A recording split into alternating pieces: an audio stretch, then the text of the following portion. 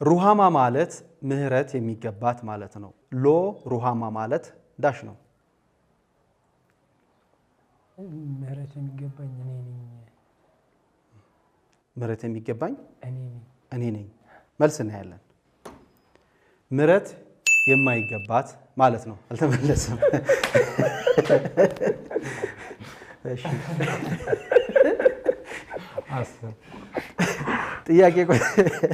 ጥያቄ ቁጥር 10 ጌታችን መድኃኒታችን ኢየሱስ ክርስቶስ ወደ ሰማይ ከማረጉ በፊት የነበረው መጽሐፍ ወንጌል ይባላል። ከማረጉ በኋላ የተጻፈው መጽሐፍ ምን በመባል ይታወቃል? ኪዳን። ምን? ኪዳን። መጽሐፈ ኪዳን። እሺ መልስ እናያለን። ጸሎተ ኪዳን፣ መጽሐፈ ኪዳን ሁለት ናቸው። መጽሐፈ ኪዳን ቀዳማዊና ካልዕ ናቸው። በትክክል ተመልሰዋል። እሺ ሁለት ቁጥር ጌታ እስራኤል ሀገር ውስጥ ብዙ ወንዞች እያሉ በባህር ዮርዳኖስ የተጠመቀው ለምንድን ነው? ትንቢቱን ለመፈጸም ነው። ሁለተኛ ዮርዳኖስ የሁለት ቃላት ጥምር ነው። ዮርና ዳኖስ የሚባሉ የተለያዩ ነው እና አሕዛብ እና ክርስቲያንን አንድ ማድረጉን ይገልጻል። ሁለት ወንዞች መጥተው የሚገናኙት በዚህ ነበር ነው። በዛ ሁለቱን ህዝብና አሕዛብን አንድ ማድረጉን የሚያሳይ ነው ማለት ነው። እሺ መልስ እናያለን። መጀመሪያ ላይ መልስታችሁታል። ሁለተኛው መልስ አይሆንም ማለት ብዙ መልሶች አሉ፣ ግን በአጠቃላይ ትንቢቱን ለመፈጸም የሚለው ይሆናል ማለት ነው። በትክክል ተመልሷል። ጥያቄ ቁጥር 3 የብሉይ ኪዳን የመጨረሻው መጽሐፍ እና የአዲስ ኪዳን መግቢያ የሆነው መጽሐፍ የትኛው ነው? የአዲስ ኪዳን መግቢያ ማቴዎስ። የብሉይ ኪዳን የመጨረሻው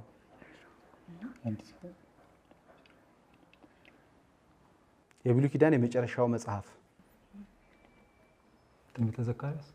ትንቢተ ዘካርያስ እና ማቴዎስ። መልስ እናያለን።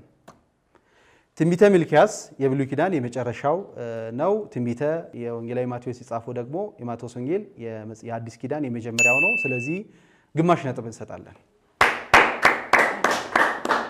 ያ ሁለት ስሞች ስለሆኑ አንዱ ስለሆነ የተመለሰው። እሺ 4 የመጀመሪያዋን የኢየሩሳሌምን ቤተ መቅደስ የሰራው ሰው ማን ነበር? ያፈረሰውስ ማን ነው? የመጀመሪያውን የኢየሩሳሌምን ቤተ መቅደስ የሰራው ሰው ማን ነው? ያፈረሰውስ ማን ነው? እሺ የሰራው ሰለሞን፣ ጠቢቡ ሰለሞን ነው። ያፈረሰው ቄሳር።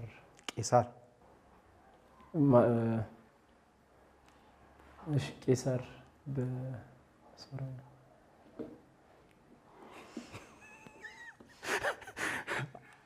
እሺ መልስ እናያለን። የሰራው ጠቢቡ ሰለሞን ሲሆን ያፈረሰው ደግሞ የባቢሎን ንጉስ ናቡከደነጾር። ስለዚህ ግማሽ መልሳችኋል፣ ግማሽ ነጥብ እንሰጣችኋለን።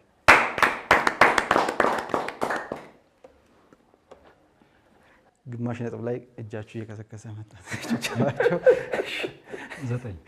9 ቁጥር አንድ ክርስቲያን ስጋና ደሙን ከመቀበሉ አስቀድሞ ስንት ሰዓት መጾም አለበት? 18 ሰዓት። መልስ እናያለን። 18 ሰዓት መጾም አለበት። በትክክል ተመልሷል።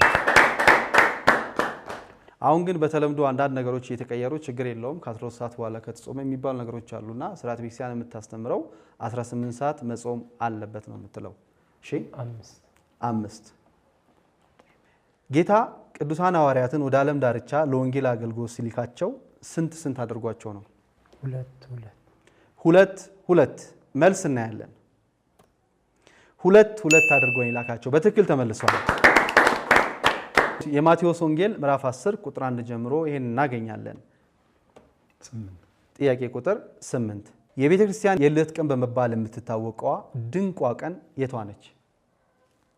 የቤተ ክርስቲያን የልደት ቀን በመባል የምትታወቀው ድንቋ ቀን የቷ ነች?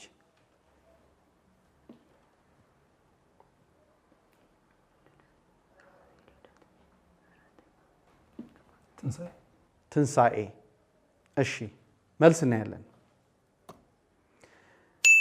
መንፈስ ቅዱስ የወረደባት ቀን ሐዋርያት 2ን በሙሉ ብናገኝ በደንብ እናገኛለን። ጥያቄ ቁጥር 7 መናፍቅ ማለት ምን ማለት ነው? ከሃዲ ማለትስ ምን ማለት ነው? መናፍቅ ማለት ናፋቂ ተጠራጣሪ ማለት ነው። ከሃዲ ማለት ደግሞ ከቤተ ክርስቲያን ሙሉ ለሙሉ ይካዳል። ሙሉ ለሙሉ ይካዳል። ሌላ ነሳ ነበር። ሙሉ ለሙሉ ይካዳል። እሺ መልስ እናያለን። መናፍቅ ማለት ተጠራጣሪ ማለት ሲሆን ከሃዲ ማለት ደግሞ እግዚአብሔርን የማያምን ማለት ነው። የካደ ማለት ነው። በትክክል ተመልሷል። ምንም ነገር ቢክድ እግዚአብሔርን ካላመነ ከዛ በላይ ክደት የለም አይደል? እስከ መጨረሻ የሚጸና ግን እርሱ ይጸናል። ይህ ጥቅስ የት የሚገኝ ነው? እስከ መጨረሻ የሚጸና ግን ይጸናል። ይህ ጥቅስ የት የሚገኝ ኃይለ ቃል ነው? ማርቆስ ወንጌል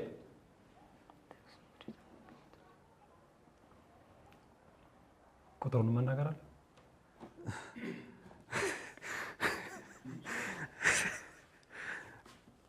የሆነ ነገሩን ድረሱበትና የቅድሟን ግማሽን ቢሆን ትሞላላታላችሁ።